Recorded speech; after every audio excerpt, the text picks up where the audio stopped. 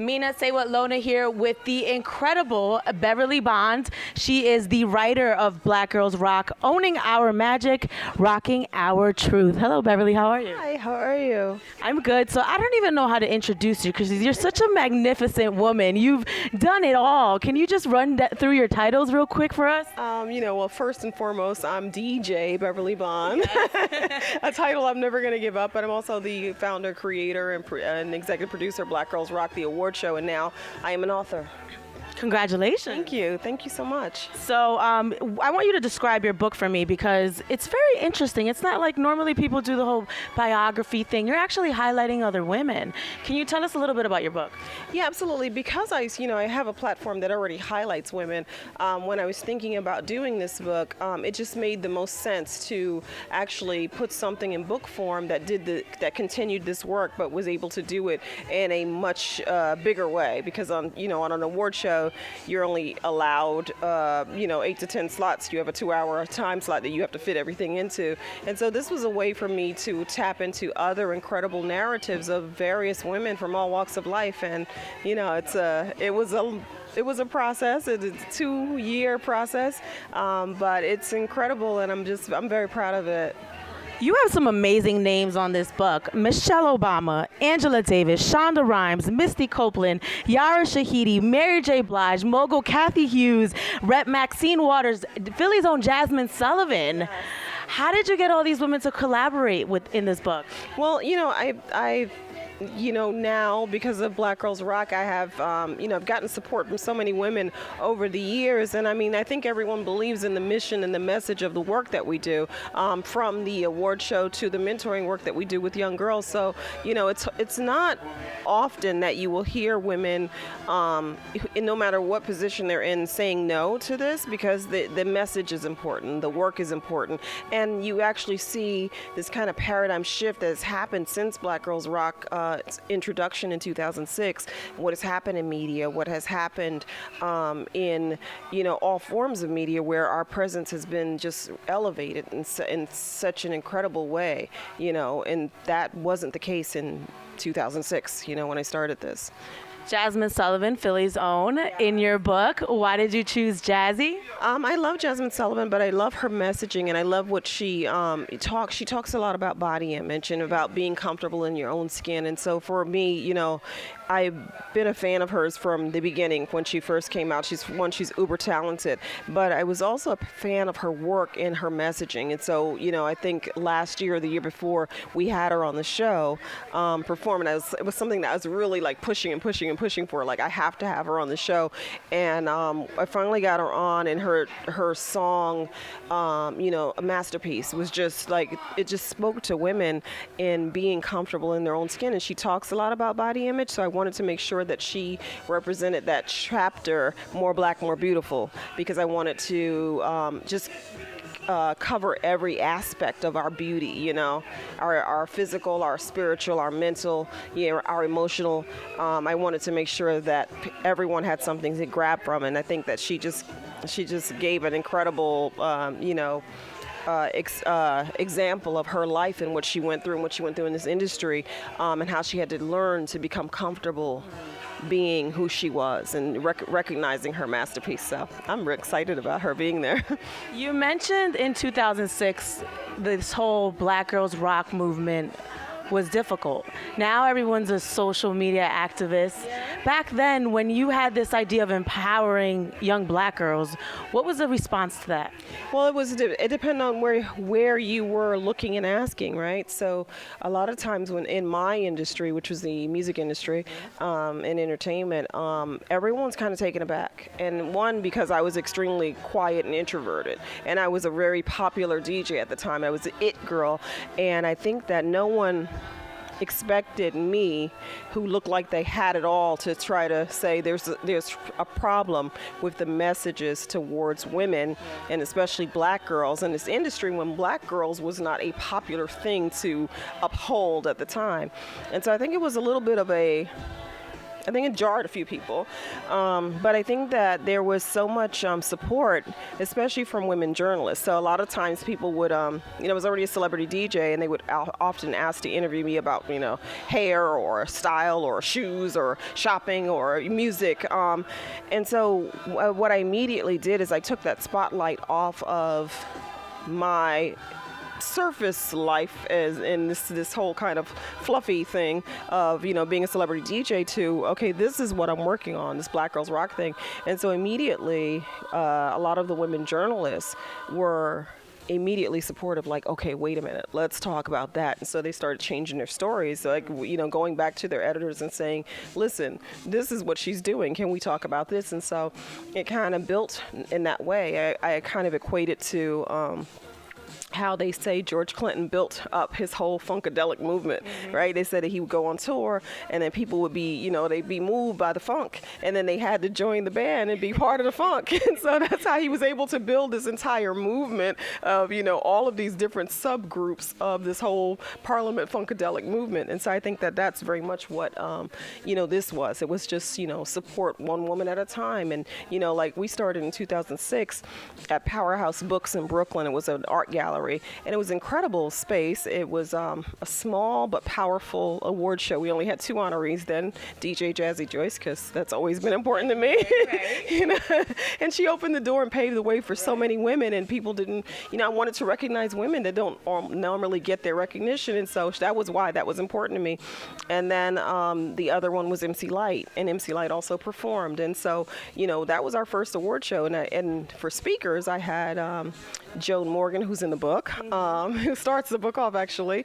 Is an incredible feminist writer. I have Kevin Powell, and I had Michaela Angela Davis, who's also in the book. And so my role in this whole thing, other than creating it and curating it, was to DJ. I was just like, I'm not speaking, I'm going to DJ. So I tried to play this background, and just be, the DJ. And I was DJing with DJ Premier. So for me, I was like in heaven. Yeah, exactly. So, the hip hop in me was like, okay, you're doing it, and then everyone's like, no, you have to talk. And I'm like, okay. Yeah. Like, it took me a while to get to that space. But then by 2007, because of all of the support, we literally went from that 2006 year at Powerhouse to Lincoln Center, to Jazz at Lincoln Center. And that year we had, we honored Susan Taylor, Missy Elliott. This is before TV. Right. Some people you've seen again on TV, but we honored them before.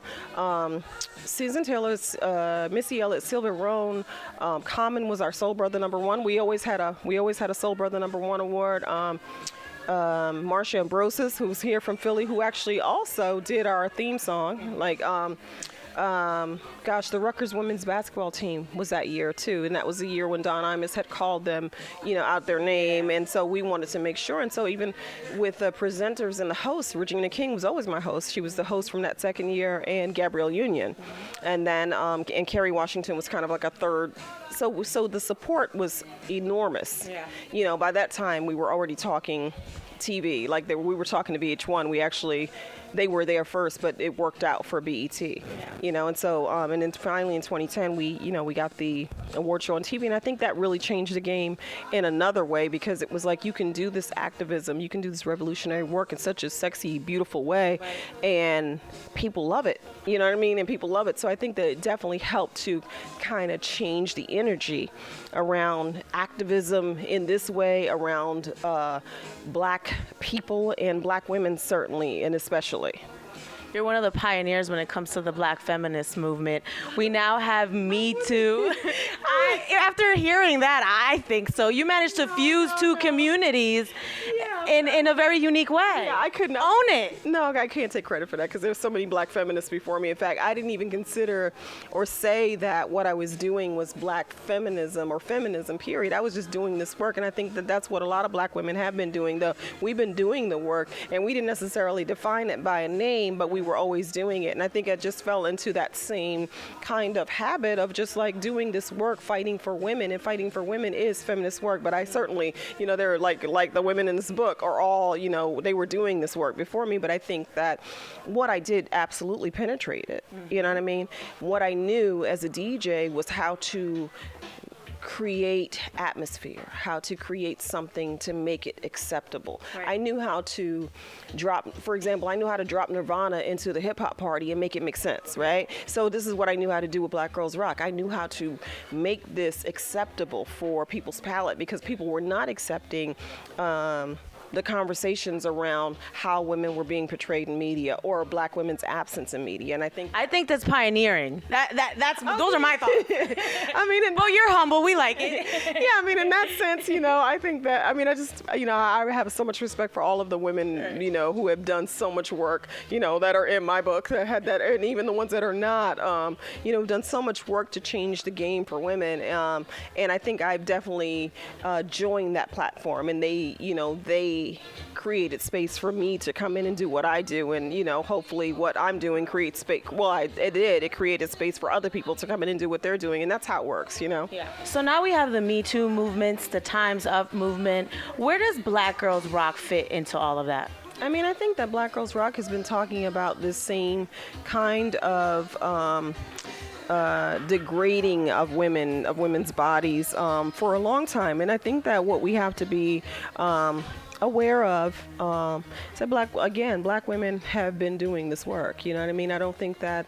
I'm so thankful that everyone is starting to see something and say something, because I think that for a long time women felt very uncomfortable about speaking up, and rightfully so, because their jobs were threatened, their lives were threatened, their bodies were threatened, and it was very difficult. It's very difficult. I have friends who were in the music industry who would not speak up against things that were very dehumanizing, and it would bother me so much. And even I remember before I even started Black Girls Rock, I wanted to write this book about what was happening, because I couldn't believe some of the things that were happening and who the people were that were victimizing these poor women, and I couldn't believe that no one had said anything. You know what I mean? So for a long time, this has been a burning passion, not just for me, but for a lot of women in the music industry, a lot of women in the entertainment industry, and I think that the approach, we always had to be careful about how we approached it.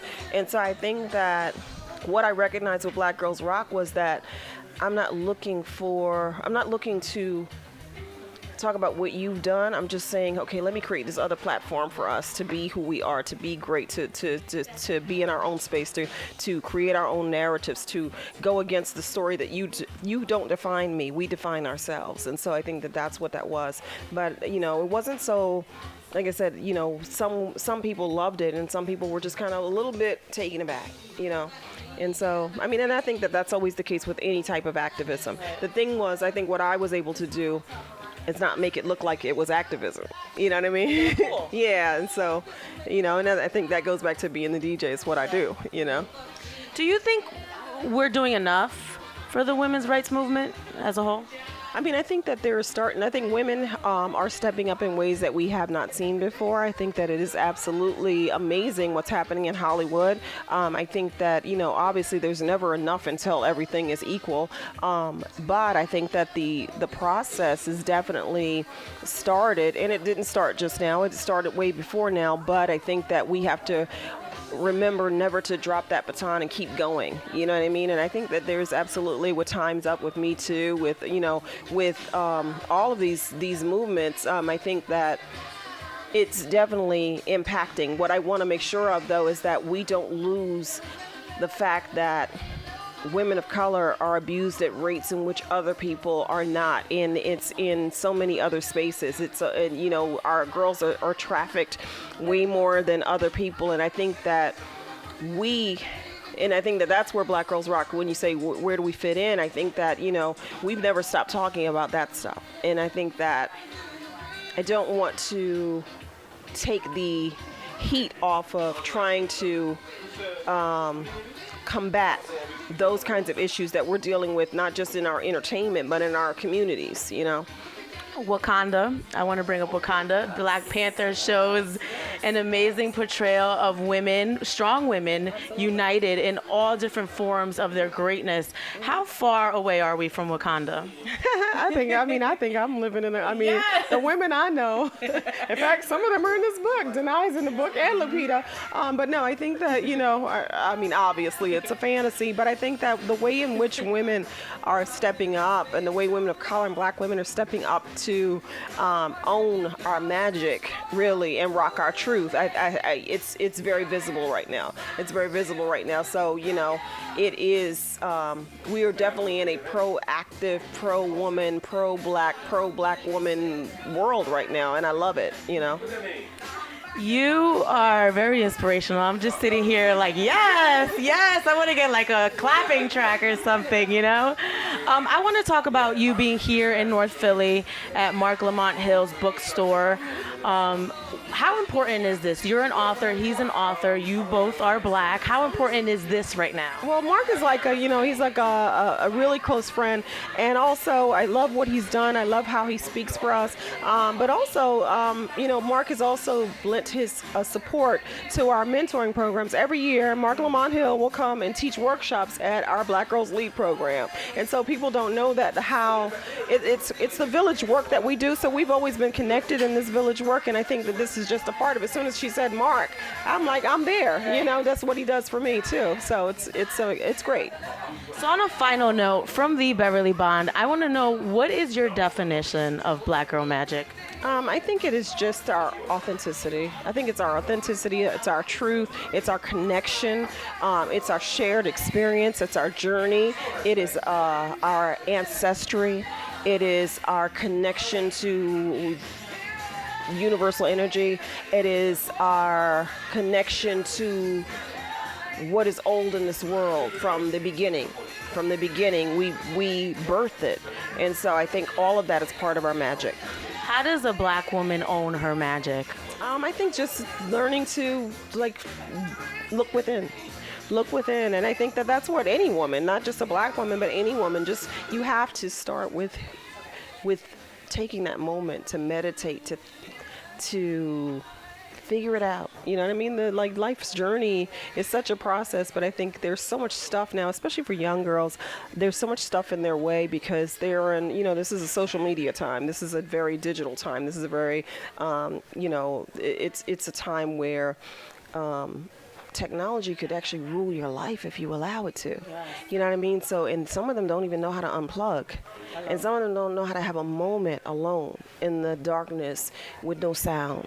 And I think that that's important. That's important to find out who you are. And it's like, tapping into great art, great music. Like I'm listening to Stevie right now. Mm-hmm. Pastime Paradise. I learned so much from this particular song right here, like thinking about what this means, you know what I mean, and how to move. And I think that those things, find your way in your journey through music, through art, through the things that inspire you, and tap into your passions. The amazing Beverly Bond. This is her book, Black Girls Rock, Owning Our Magic and Rocking Our Truth. Thank you, Beverly. I appreciate you. That was so good. You need to conduct a seminar or do a little rally. I'll be right there. Yes, let's do it. That's funny. Thank you guys for watching. I'm Mina SayWhat with the amazing Beverly Bond. Thank you. That was very good.